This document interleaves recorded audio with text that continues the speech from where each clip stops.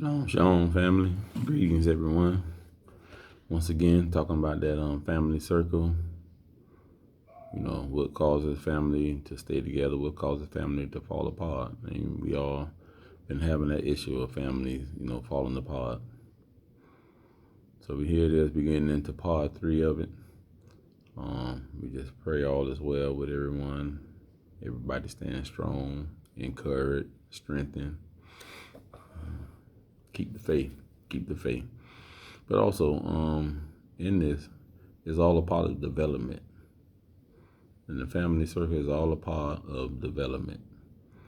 And we as individuals, we have to develop ourselves. We have to be developed in order for the family structure to stay strong and continue to move forward. And so in this, we see that now we should know what it takes, what a family is, what it takes to be a family, as well as what it's going to take to keep the family, to keep that, that togetherness, that bond. And it all starts with us as individuals in developing ourselves. So in it, we all have a position to play. Let's say you're already in a marriage relationship and things, going rocky. So we're going to get into that part and talk about how we can, structure, how we can get it together. But each individual have to, what we would say, examine themselves and be true to yourself. If you ain't true to yourself, you ain't gonna be true to nobody else, and it's just not gonna work out. So that's the one thing we have to do: be true to ourselves. So just to say that, the marriage institution is dealing with the husband, who is the father, the mother, which is the wife, and the children. And you definitely need communication in the home. Communication is key to all relationships. So let's get into it a little bit more. To obtain the best results in this lesson, the aim must be on that individual person. This means that you must resist the temptation of evaluating the performance of others in your family. And we know that's a hard temptation, to not evaluate somebody else, but to make that evaluation about yourself. So always remember that the evaluation and examination is of self and not the other person. You got to see what's wrong with you. And once you can see what's wrong with you, you can go forward from there. And if each individual do that, from the husband to the wife to the children, and they confess that and want to work from there on, oh man, it'll be a beautiful thing. I ain't gonna say it's gonna be easy. Might be a little tedious, but it's about moving forward. And once we can get to that point of, getting self right, it'll smooth out a lot of bumps. To be sure, it is an easy thing to find fault with others, and often there is an ample cause of doing so. But criticizing others will never benefit you. And that's true. It won't benefit you. Matter of fact, when you think about it, you're so focused on criticizing other people and stuff, you're really tearing your own self down, because now you're becoming frustrated, angry, to the point that you're not even focused on yourself. You can't progress. You can't go forward. You can't do the things that you need to do or want to do, because you're too busy focused all your energy on someone else. And if you make a habit of it, then this lesson will prove of little value to you. Much rather what I see you apply the lesson to yourself, no matter how much more you think it applies to someone else. And that's key. Husband should therefore dwell on the section headed the husband. father. Wives should pay special attention to the section headed the wife / mother. And the children must beware of using these scripture guidelines to belittle their parents, an act which itself is a violation of the fifth commandment, which you can read in Exodus 20:12. Honor your father and your mother. So definitely, you can't come in, especially if we're gonna use the word to help us to move forward in this. In other words, give us direction. That's what the word do. It give us direction. Do we want to follow them directions? Sometimes, a lot of times, flesh don't want to do that. But that's with anything. You have to follow directions. That's what directions are given for when you want to assemble a table, put a fan together, hang a door. You have, do a tune-up on your car. You have instructions. And sometimes don't be like those mechanics and stuff. And they look at it and say, oh man, you don't need this part for the car, and throw it away. Well, if it wasn't needed, the people wouldn't have put it together, wouldn't put it in there. So that's the same thing, with our life and with the word, give us those instructions. So we need all those instructions to get through. He said, instead, be strict with yourself and forbearing with others.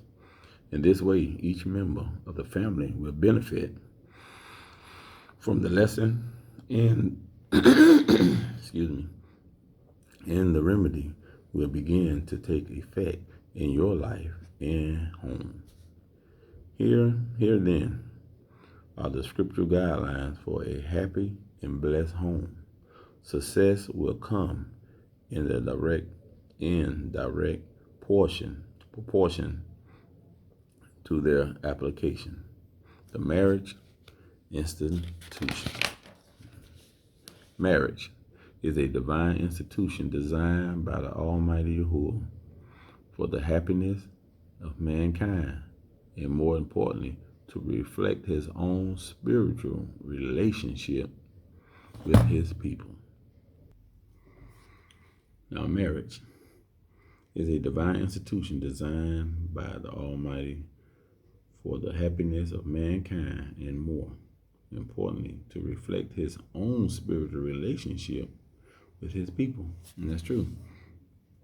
And Yahuwah shows us that example throughout the word, what a marriage should be all about. And think about it, he shows that by how he's been married to Israel. And that example is the same example that we're supposed to take in our personal relationship with with the husbands and the wives and stuff. So, and that's the great thing about it, that we have someone that shows a great example in the love that he has for his people, because he calls her his bride. So when we take those same examples that Yahuwah done showed us and we follow it, man, you have the strongest relationship, the strongest marriage, the strongest family circle that can ever be. It says, in this, for that right there, what we just read, you will have Genesis. You can read Genesis 1, chapter 1, 27 to the 28th verse. Genesis 2, 18 through 24. Isaiah 62, 4 through 5. Hosea 2, 19 through 20. And Isaiah 54 chapter.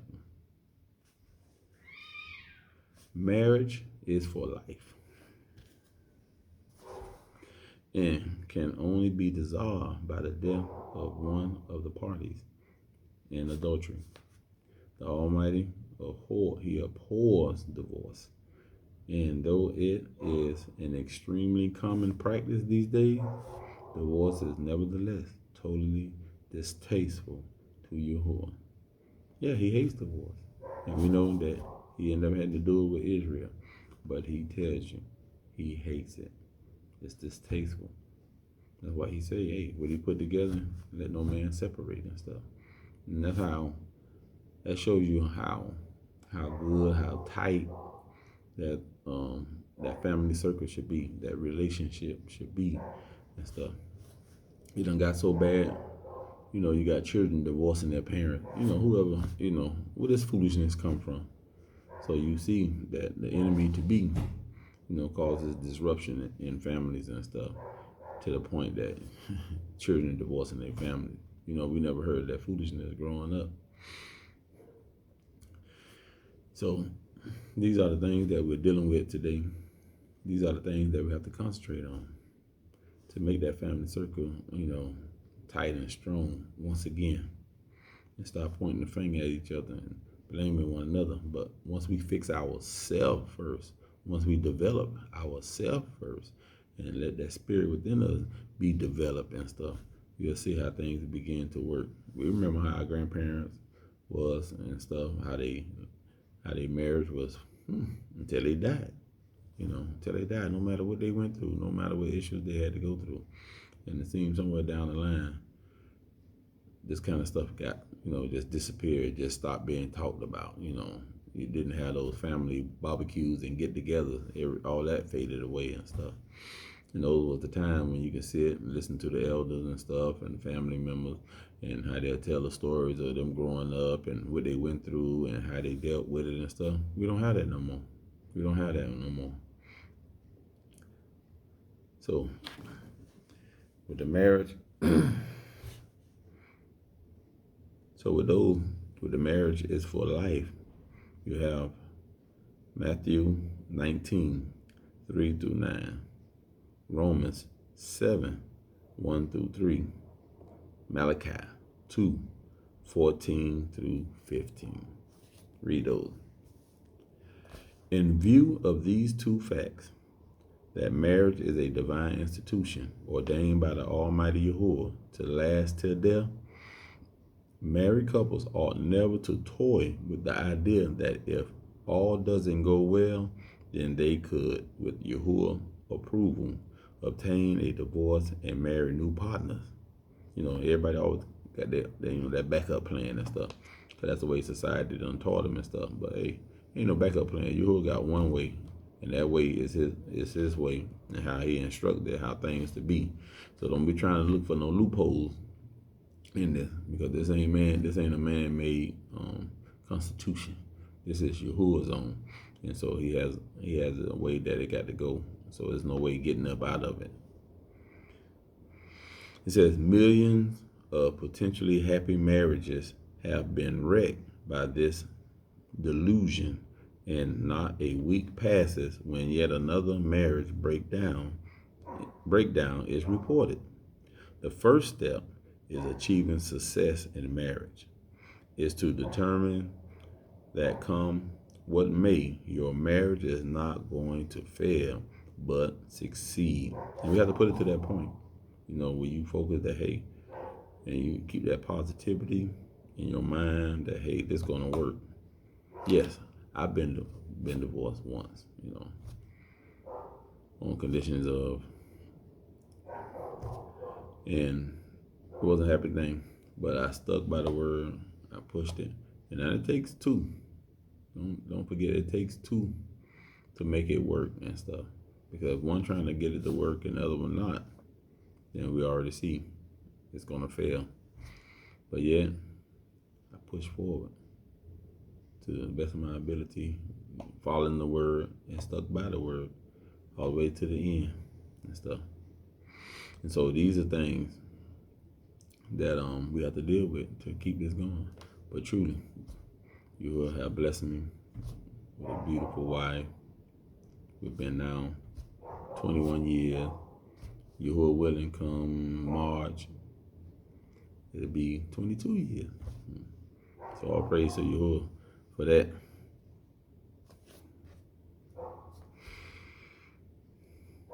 It says the first step. I'm sorry about that. And not only is it going to succeed, but with Almighty Yahuwah's help, it will be so happy that in time it will begin to reflect the beautiful relationship that he is to have with his set apart ones. See, and that's true. A marriage, your successful marriage, the things that you accomplish in your marriage, the things, the relationship that you have, it shows, it's a reflection of the relationship that Yahuwah have with his people, with that bride. with that nation. It says the following scripture passage makes these points clear and show how sacred and enduring the marriage bond really is. Read them each time you are tempted to think otherwise. That's Matthew 5:31-32, Matthew 19:3-9, Mark 10:11-12, Jeremiah 23:10. So this is just the beginning of the things that we must do for our relationship, for that family circle to continue to be strong and to move forward and stuff. So let's continue to examine ourselves on a daily basis. And when we run into whatever hiccup or whatever issue within that relationship, start to examine ourselves. Say, what's wrong? You look at it as you got a pain, and you're trying to figure out why you got that pain in that certain part of your body. And so what you do, you go to examine it. You try to see what's going on, why you feeling that way. And a couple of days go by and you still got that pain. Then you're on the internet or you're in a book trying to figure it out. What symptoms is this? So that same way you examine your body, you have to also examine your mind, that spirit within you, that ruach. That way you can see, find out what's going on. And once you find out what the issue is, then you can deal with it and stuff. And then you got to be able to accept that, okay, this is the condition I have. This is the condition I need to be fixed, that my relationship may become stronger. So until then, we'll come, Lord willing, we'll get back with y'all on part 4. But meditate on that, and I pray that you've been doing your family circle, relationship, marriage exercise, and that's examining yourself to get it right. Shalom, shalom, and a Hubbatah family.